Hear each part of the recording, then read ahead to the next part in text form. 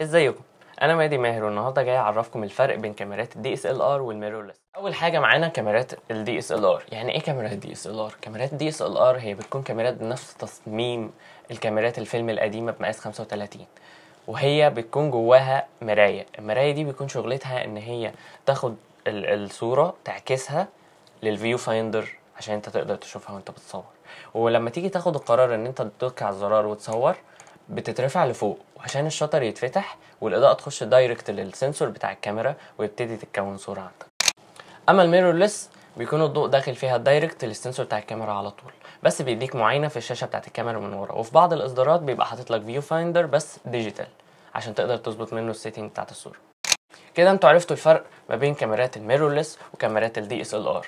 وهنا انا هعمل لكم مقارنه بسيطه ما بين الحجم والوزن والاوتو فوكس والعدسات والاكسسوارات عشان تعرفوا انتم محتاجين ايه.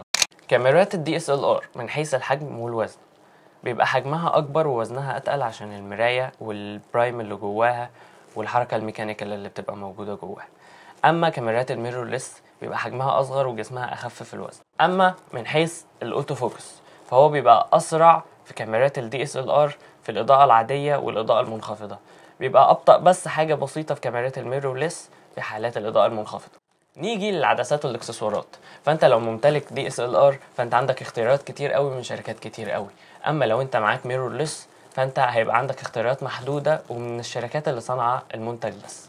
نيجي لاخر جزء عندنا في الفيديو النهارده ونتكلم عن كاميرات الميرورلس. كاميرات الميرورلس مناسبه اكتر لتصوير الفيديوهات بسبب ان هي تقدر تصور لقطات 4K او الترا اتش دي 4 اضعاف لقطات الاتش دي العاديه، وده بسبب نظام الاوتو فوكس السريع في اغلب الطرازات اللي اتصنعت من الميرورلس.